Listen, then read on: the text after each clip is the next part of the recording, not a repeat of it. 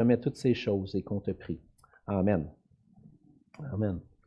Alors, ce matin, on va continuer notre série de messages et d'études dans l'Évangile de Luc. Donc, je vais vous inviter à tourner, ouvrir vos Bibles avec moi dans Luc au chapitre 13. Luc, chapitre 13. Comme on le voit depuis maintenant un peu plus d'un an, on traverse l'Évangile de Luc chapitre par chapitre, verset par verset, section par section pour essayer de comprendre qu'est-ce que Luc a voulu communiquer à Théophile. Théophile qui était probablement un Grec qui bien haut placé, et puis dans un sens que Luc a cherché à faire, c'est de le convaincre, lui donner la certitude des choses dont Théophile avait entendu, et ça nous parle de ce que Jésus a fait et ce qu'il est venu accomplir sur la terre. Et donc on est rendu dans Luc au chapitre 13 et on va lire à partir du verset 18. La parole de Dieu dit ceci.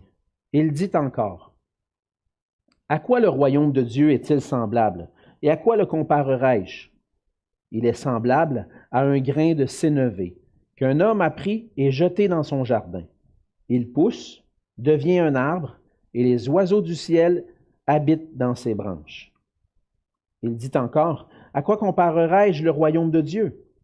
Il est semblable à du levain qu'une femme a pris et mis dans 3 mesures de farine pour faire lever toute la pâte. » Jésus traversait les villes et les villages, enseignant et faisant route vers Jérusalem. Quelqu'un lui dit, « Seigneur, n'y a-t-il que peu de gens qui soient sauvés? » Il leur répondit, « Efforcez-vous d'entrer par la porte étroite. Car je vous le dis, beaucoup chercheront à entrer et ne le pourront pas. Quand le maître de la maison se sera levé et aura fermé la porte, et que vous, étant dehors, vous commencerez à frapper à la porte en disant, « Seigneur, Seigneur, ouvre-nous !» Il vous répondra, « Je ne sais d'où vous êtes. » Alors vous vous mettrez à dire, « Nous avons mangé et bu devant toi, et tu as enseigné dans nos rues. » Et il répondra, « Je vous le dis, je ne sais d'où vous êtes. Retirez-vous de moi, vous tous ouvriers d'iniquité. » C'est là qu'il y aura des pleurs et des grincements de dents, quand vous verrez Abraham, Isaac et Jacob et tous les prophètes dans le royaume de Dieu et que vous serez jetés dehors. Il en viendra de l'Orient et de l'Occident, du Nord et du Midi, et ils se mettront à table dans le royaume de Dieu. Et voici, il y en a des derniers qui seront les premiers et des premiers qui seront les derniers. Ce même jour, quelques pharisiens vinrent lui dire, « Va-t'en, pars d'ici, car Hérode veut te tuer. » Il leur répondit, « Allez et dites à ce renard, voici, je chasse les démons et je fais des guérisons aujourd'hui et demain, et le 3e jour, j'aurai fini. Mais il faut que je marche aujourd'hui, demain et le jour suivant, car il ne convient pas qu'un prophète périsse hors de Jérusalem. Jérusalem, Jérusalem, qui tue les prophètes et qui lapide ceux qui te sont envoyés, combien de fois ai-je voulu rassembler tes enfants, comme une poule rassemble sa couvée sous ses ailes, et vous ne l'avez pas voulu? Voici, votre maison vous sera laissée déserte, mais je vous le dis, vous ne me verrez plus jusqu'à ce que vous disiez, « Béni soit celui qui vient au nom du Seigneur. » On va se courber dans un mot de prière. Oui, Seigneur, notre Dieu, on s'approche de toi, de ton trône de grâce, Seigneur, et on s'approche de toi et de ta parole. On est convaincu, Seigneur, que ces paroles que nous venons de lire sont les tiennes, sont celles que tu veux que nous entendions et auxquelles on doit porter attention aujourd'hui même. Oui, Seigneur Jésus, tu es venu il y a 2000 ans, tu as accompli des grandes choses, et ce que tu as accompli est encore pertinent pour nous aujourd'hui. Seigneur, on veut te prier que tu puisses apaiser nos cœurs et nos pensées. Souvent, on peut être tracassé par toutes sortes de choses, avoir des inquiétudes dans notre cœur, des soucis. On te prie, Seigneur, que tu puisses les prendre, on te les apporte, et calme nos cœurs, Seigneur, pour qu'on puisse comprendre ta parole, saisir ces paroles dont tu veux nous faire part. Que cette parole puisse, par ton esprit, pénétrer dans nos cœurs, germer et produire du fruit pour ta gloire. Je te prie, Seigneur, d'être avec mes lèvres, que tu puisses permettre que je communique clairement cette parole et qu'elle puisse édifier les cœurs. Et c'est dans le nom de ton Fils Jésus qu'on te prie. Amen. Amen. Chaque année, depuis quelques années maintenant, nos enfants aiment aller s'amuser à la ronde pendant l'été. J'ai plusieurs parents ici, puis probablement vous êtes allés à la ronde, allez vous amuser dans les manèges avec les enfants. Puis depuis que nos enfants ont vieilli, c'est comme ils peuvent faire les manèges plus intéressants, mais je me souviens de certains moments où ils voulaient aller dans un manège en particulier, mais ils ne pouvaient pas rentrer parce qu'ils n'avaient pas encore atteint la grandeur qui était nécessaire. Puis avec le temps, ils grandissent, puis là, on fait les gros manèges, puis le Goliath, puis Nathan aime ça, il aime le Goliath, Nathan, puis des fois, on arrive là, très tôt, on y va, on fait 2-3 fois le Goliath parce que tout le monde va aller là, puis on s'amuse. Mais il y a des de nos enfants qui sont encore un peu trop petits. Ils ne peuvent pas rentrer, ils ne peuvent pas embarquer dans le Goliath, ils ne peuvent pas embarquer dans certains manèges. Et puis, parfois, pendant l'hiver, le temps avance, puis nos enfants viennent me voir, puis ils disent « Hey, papa, mesure-moi, juste à voir si je suis rendu assez grand, si je vais pouvoir, ou assez grande, puis je vais pouvoir rentrer dans ce manège-là cet été. » Et puis là, on mesure, puis il t'en manque un petit peu. Là, elle espère de pouvoir grandir puis pouvoir aller dans le manège. Ça prend la bonne grandeur pour rentrer dans le manège. Puis on a vu que dans certaines circonstances, puis même dans les circonstances qu'on vit présentement avec la pandémie, on a vu que parfois pour rentrer à un endroit, on a besoin d'être vacciné. On a besoin d'avoir le passeport vaccinal. On ne peut plus aller au restaurant comme avant, comme on voulait. Non, il y a des restrictions, puis pour pouvoir aller manger au restaurant, je dois présenter mon passeport. Je dois présenter mon passeport vaccinal pour pouvoir manger et aller passer du temps au restaurant. Mais c'est la même chose aussi si je veux aller dans un autre pays. Si je veux rentrer, par exemple, on le fait souvent le voyage aux États-Unis, pendant mes études, ça me prenait un visa d'étudiant. Puis ça prenait pour ma femme, mes enfants, un visa. Sinon, ils ne nous permettaient pas d'entrer. Je me souviens d'une fois, on a eu des discussions avec les agents aux douanes, puis il me manquait quelques papiers, puis il a fallu que je négocie mon entrée aux États-Unis avec les documents, même si je manquais des documents. Mais on ne rentre pas n'importe où, n'importe comment. On ne rentre pas dans un pays de n'importe quelle façon. Puis c'est la même chose avec le royaume de Dieu. On ne rentre pas dans le royaume de Dieu de n'importe quelle façon. Et dans le passage qu'on voit ce matin, on voit que Jésus enseigne que le royaume de Dieu, l'accès au royaume de Dieu n'est pas donné à tous. Il est offert à tous, mais pas donné à tous. Et même ce qu'on voit dans le passage, c'est qu'on peut, aujourd'hui même, en tant que chrétien, se dire chrétien, penser qu'on remplit les critères qui sont nécessaires pour rentrer dans le royaume de Dieu, mais que finalement, on n'a pas tout ce qu'il faut. Qu'est-ce qui nous manque? Le passage de ce matin nous amène à saisir exactement ce dont j'ai besoin pour pouvoir entrer dans le royaume de Dieu. Jésus enseigne à nouveau sur le royaume de Dieu et comment on peut y entrer. Jésus s'est fait partie de son ministère, d'aller de ville en village alors qu'il est en route vers Jérusalem pour annoncer le royaume de Dieu, annoncer que le royaume de Dieu est venu, qu'il est là, et inviter les gens à entrer dans le royaume. Il va appeler les gens à reconnaître qui il est et qu'eux doivent chercher à entrer dans le royaume de Dieu. Mais il va aller jusqu'à dire que certains voudront accéder au royaume de Dieu, mais qui ne pourront pas. Parce qu'un jour, il va être trop tard. À travers ce récit, Luc nous démontre à nouveau que Jésus est ce roi, le Messie, qui nous appelle à nous efforcer d'entrer dans le royaume de Dieu pendant qu'il est encore temps. Et on voit ça de 3 façons dans le passage de ce matin. On voit 3 sections, les versets 18 à 21, ensuite de ça 22 à 30 et 31 à 35. Mais premièrement, on voit que pour pouvoir entrer dans le royaume de Dieu, on a besoin de reconnaître le royaume de Dieu comme un royaume qui est grand et glorieux, qui va être grand et glorieux. Et ça, c'est à travers 2 paraboles que Jésus va enseigner ça.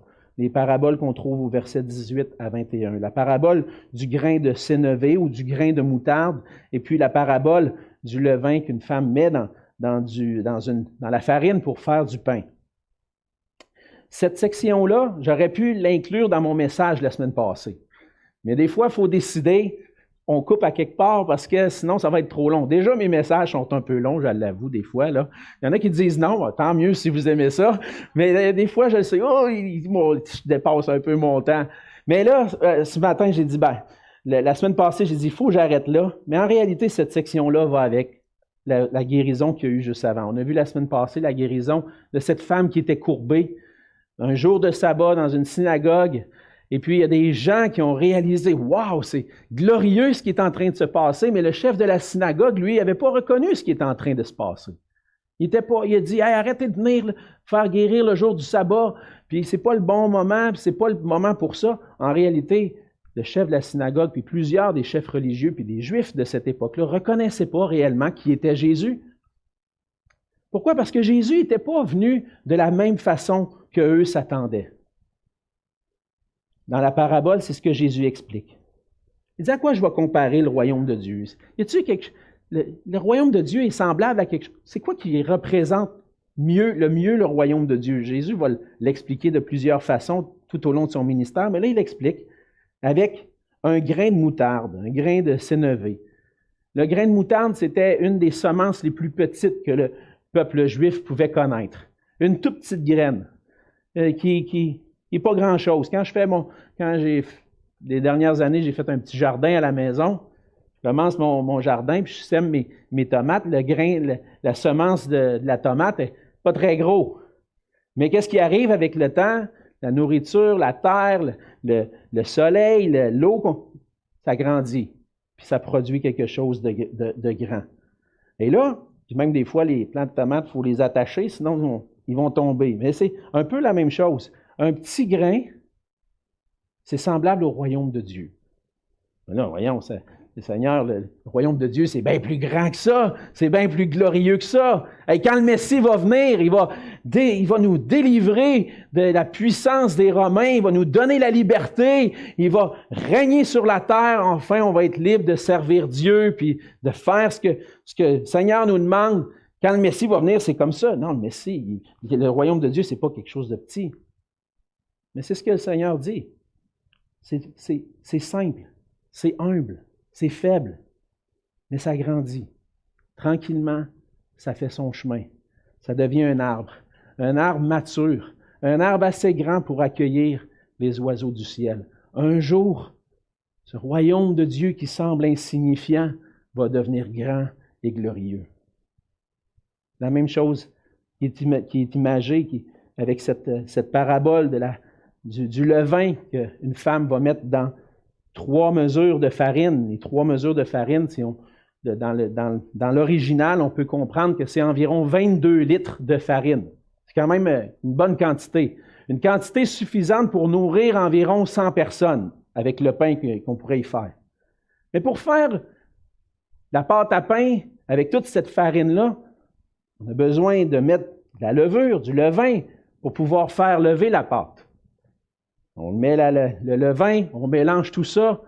C'est presque invisible dans le mélange. Mais si ce n'est pas là, le pain ne lèvera jamais. Le pain ne deviendra pas ce qu'il doit être. Il va rester plate, puis il va servir à quoi? Pas grand-chose.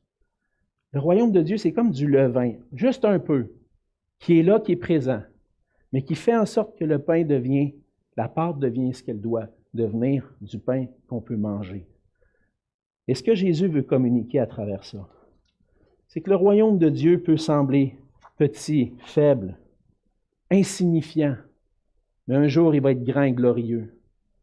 Jésus n'est pas venu comme un roi qui vient conquérir, qui vient donner la délivrance politique à Israël, mais il vient en semant tranquillement la parole dans les cœurs. Il se promène d'un village de village en village. Les Juifs ne reconnaissent pas qui il est parce qu'ils s'attendent à un grand Messie glorieux, un grand roi qui vient donner la victoire. Mais lui, humblement, en proclamant la parole, sème la parole dans les cœurs et manifeste qu'il est le Messie en guérissant les malades.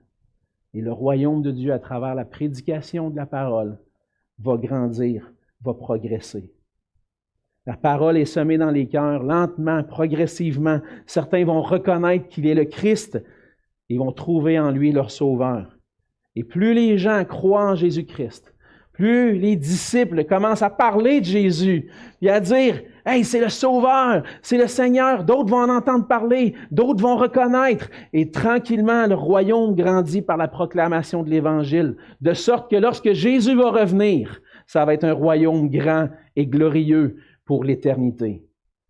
Mais Jésus vient et accomplit le royaume de Dieu, pas comme on s'attendait, mais à travers la prédication de la parole, à travers sa vie qui va être livrée en sacrifice. Il va être ressuscité. Il va accomplir notre salut. C'est ça que Jésus vient accomplir. Et ce que Jésus vient faire, il accomplit le salut des hommes. Il est en train d'inaugurer le royaume de Dieu. Hey, un Messie sur une croix. Voyons donc, ça ne marche pas, ça. Mais cette semence-là qui est semée à la croix, qui ressuscite avec Christ, va produire du fruit dans les cœurs. Le royaume de Dieu va grandir et le Seigneur va avoir un royaume glorieux. Le royaume est déjà là, mais pas encore réalisé.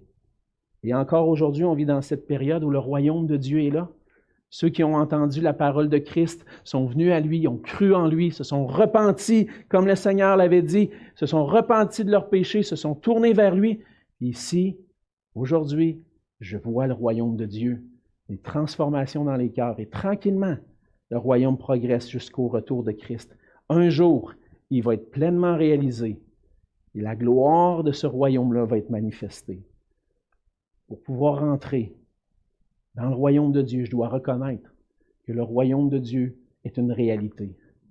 Qui progresse, peut-être semble petit, mais qui va être glorieux. Et ce que ça fait en sorte, c'est ce qu'on va voir deuxièmement, c'est que lorsqu'on réalise que le royaume de Dieu est réel, on va s'efforcer dès maintenant d'entrer en écoutant la parole de Christ. On voit au verset 22 que Jésus continue son voyage vers Jérusalem. C'est pour ça que je disais, j'aurais pu inclure l'autre section, parce que là, on voit vraiment une démarcation dans l'Évangile de Luc. Ce que Luc avait mentionné au chapitre 9, verset 51, que Jésus s'en allait vers Jérusalem, il va le rappeler. Jésus est en route vers Jérusalem. Qu'est-ce qu'il va accomplir? Il s'en va pour mourir pour les péchés du monde, pour les péchés de son peuple, en allant jusqu'à la croix.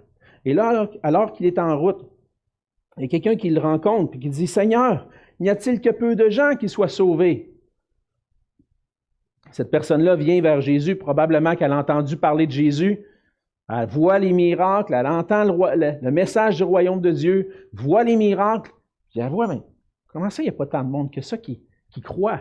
On dirait qu'il n'y a pas beaucoup de monde qui vont être sauvés en réalité. Et là, elle se pose la question, est-ce qu'il y a juste un peu de gens qui vont être sauvés? Et Jésus, bien souvent, ne répond pas à la question. Puis il ne va pas répondre à cette question-là. Pourquoi? Parce que ce n'est pas la bonne question. Ce que cet homme-là aurait dû lui demander, c'est « Que dois-je faire pour rentrer dans le royaume de Dieu? » Ce que Jésus veut lui faire réaliser, occupe-toi pas des autres, occupe-toi de toi. As-tu ta place dans le royaume de Dieu? T'es-tu efforcé d'entrer? Mais comment est-ce qu'on fait ça? Comment est-ce qu'on fait ça, rentrer dans le royaume de Dieu? Le royaume de Dieu, comme je l'ai mentionné, est annoncé humblement. Il ne frappe pas les regards. Jésus n'est pas le roi glorieux, le Messie glorieux qu'on attendait, de la manière dont il a paru pendant son ministère. Mais sa parole est annoncée. Sa parole est prêchée.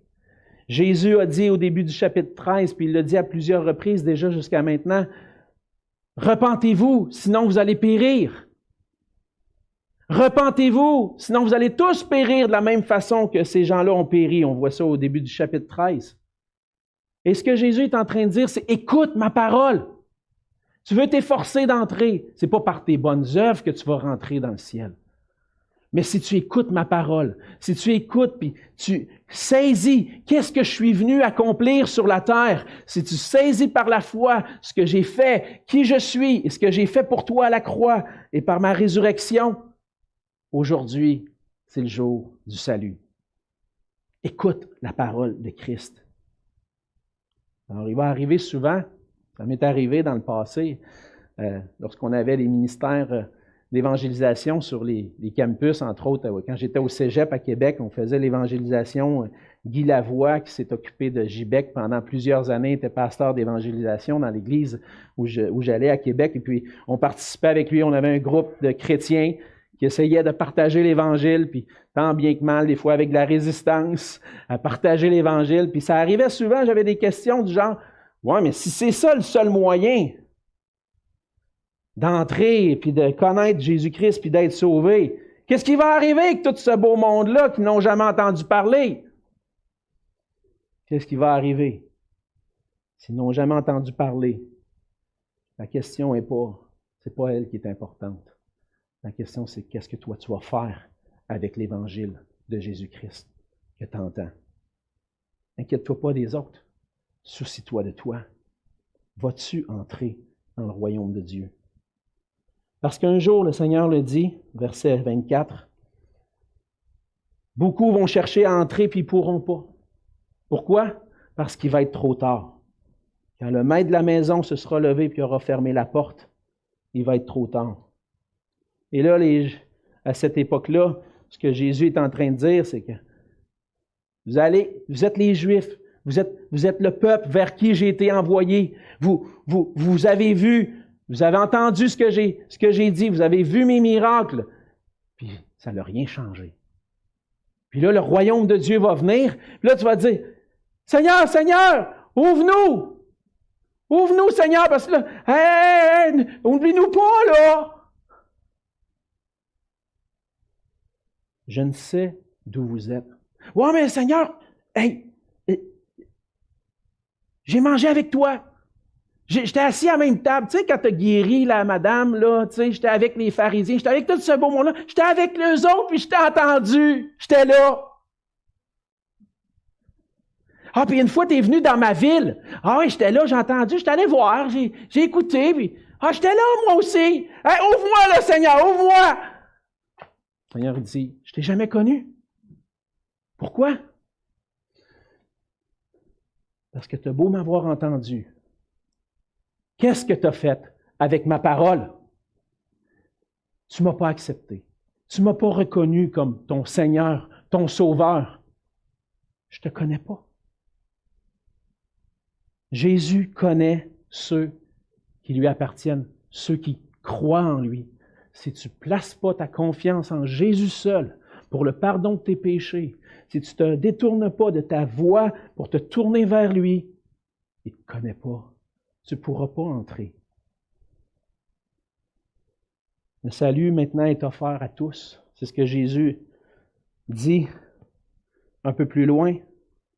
Si les Juifs ont résisté, il va y avoir des pleurs et des grincements de dents. Au verset 28, vous allez voir Abraham, Isaac, Jacob, tous les prophètes, ils vont être assis à la table dans le royaume de Dieu. Vous allez voir ça, puis vous allez pleurer. Pourquoi? Parce que vous ne serez pas là. Mais il y a des gens, verset 29, qui vont venir de l'Orient, de l'Occident, de l'Ouest, du Nord, du Sud, de toutes les nations. Puis eux autres vont être assis avec Abraham, Isaac et Jacob. Pourquoi?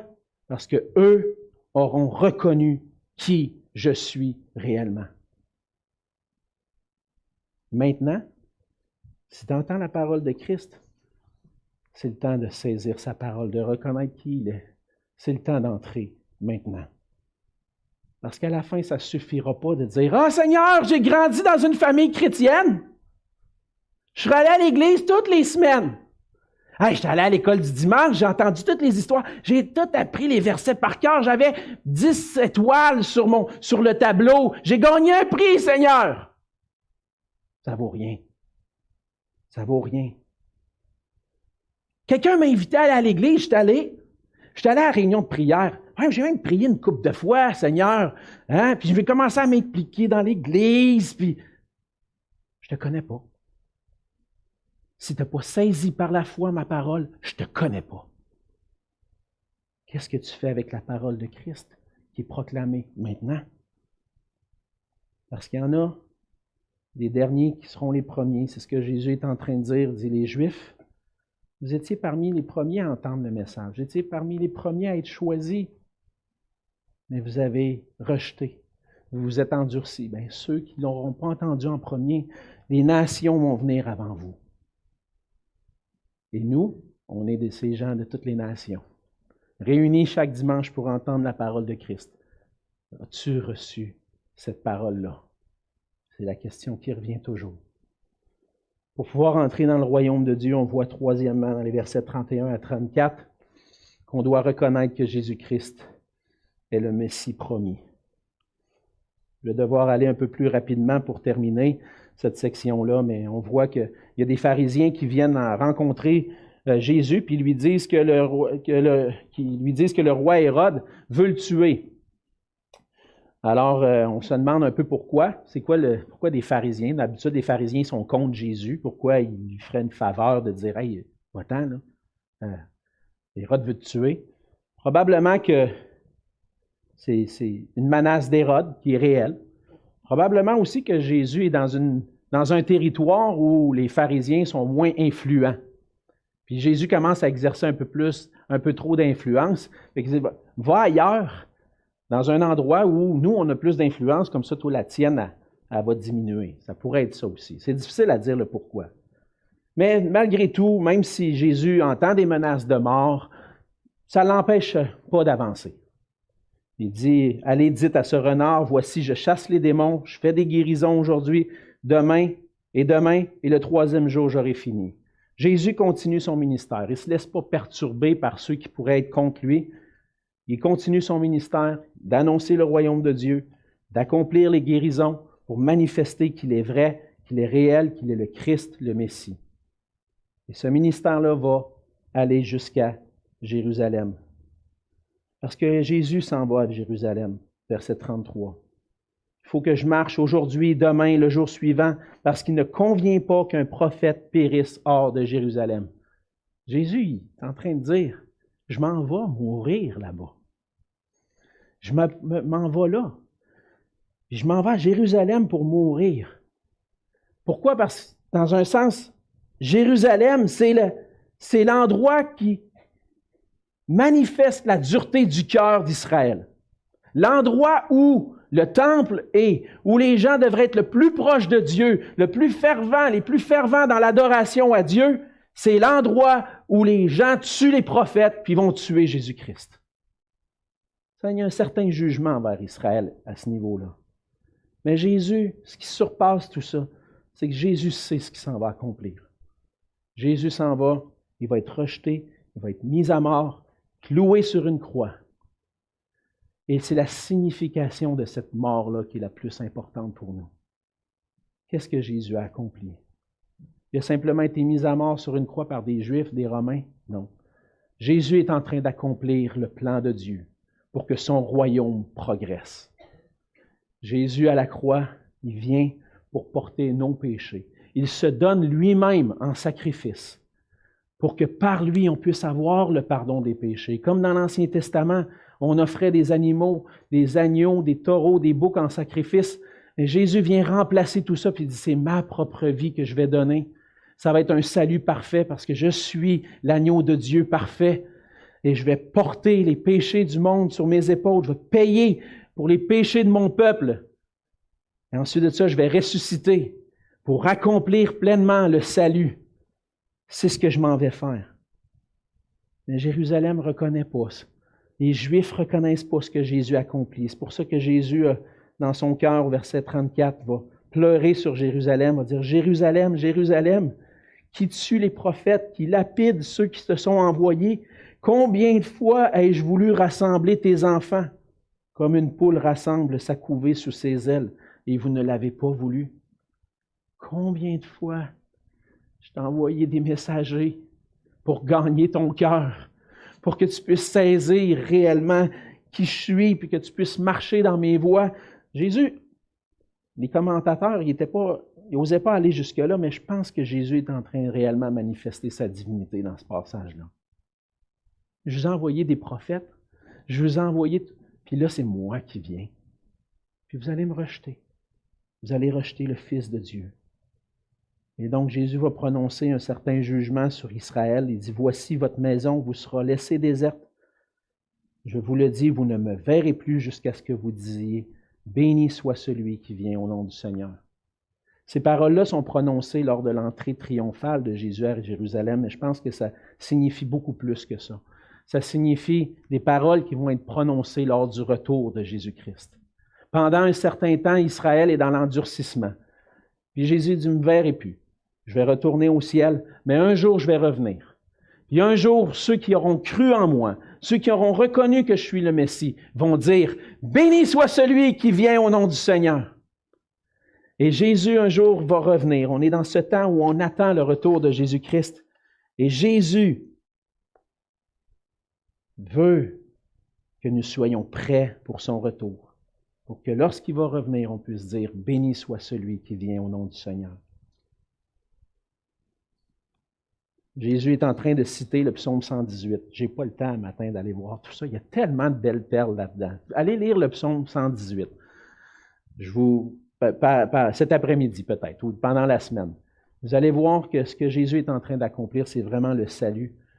Le psaume 118 parle de Jésus comme la pierre angulaire et à la fin, béni soit celui qui vient au nom du Seigneur. Alors Jésus est manifesté comme le roi promis, le Messie à travers cette parole-là. Et tous ceux qui l'ont reconnu disent, béni soit celui qui vient au nom du Seigneur. Alors Jésus, c'est ce Messie qui nous appelle à nous efforcer d'entrer dans le royaume de Dieu. Le royaume de Dieu, c'est réel, c'est vrai. Ça a peut-être l'air insignifiant, mais il grandit, il progresse, puis un jour, il va être glorieux lors du retour de Christ. Et c'est pour ça qu'on doit s'efforcer maintenant d'entrer avant qu'il soit trop tard, en écoutant la parole de Christ, en obéissant à Jésus-Christ.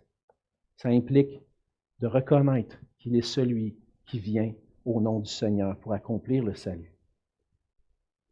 Alors, peut-être que tu as saisi par la foi déjà ce que Jésus-Christ a accompli pour toi, mais ce que Jésus a accompli, c'est glorieux. C'est glorieux. Un jour, il va revenir dans la gloire. Un jour, on va être dans son royaume pour l'éternité. Mais des fois, on oublie la grandeur, la gloire de ce royaume-là, puis on est perturbé par toutes sortes d'épreuves, de moments difficiles. Puis Jésus, puis tout ce qu'il a préparé pour nous perd de son importance. On a besoin de s'approcher du Seigneur, de relire sa parole, puis de plonger, puis de Seigneur, aide-moi à voir ta gloire dans cette parole-là. Parce que ce que je veux, c'est être avec toi. Je veux te voir comme le Sauveur glorieux. Puis si tu n'es pas rendu à ce point-là dans ta vie, bien, l'appel est aussi pour toi de saisir la grandeur de Jésus-Christ comme le Roi des rois, le Seigneur des seigneurs qui est venu pour accomplir ton salut. Viens à lui. Repens-toi de ta vie sans lui. Tourne-toi vers lui pour saisir sa grâce. Ce qu'on a besoin aujourd'hui, c'est de s'efforcer à entrer maintenant pendant qu'il est encore temps. Pour qu'un jour, lorsqu'il va revenir, on puisse dire « Béni soit celui qui vient au nom du Seigneur ». On va se courber dans un mot de prière. Seigneur notre Dieu, Seigneur Jésus, on veut te dire merci pour ta parole. Encore une fois, on découvre que tu es un Sauveur glorieux, un Seigneur glorieux. On veut, Seigneur, t'honorer, te donner toute la gloire. Et Seigneur, on veut se rappeler que pour pouvoir, avant d'être élevé au ciel, de ressusciter et de monter au ciel, tu as été cloué sur la croix. Tu es mort, tu t'es livré, tu as livré ton corps en sacrifice et ton sang a été versé pour qu'on puisse être pardonné de nos péchés. Et Seigneur, on veut se rappeler ce matin, ce moment-là, on va prendre ensemble le repas du Seigneur. Aide-nous, Seigneur, encore une fois, à travers cette célébration de ce que tu nous as laissé, de ce mémorial, qu'on puisse redécouvrir à nouveau ta gloire et être émerveillé par toi. C'est dans le nom de Jésus que je te prie. Amen.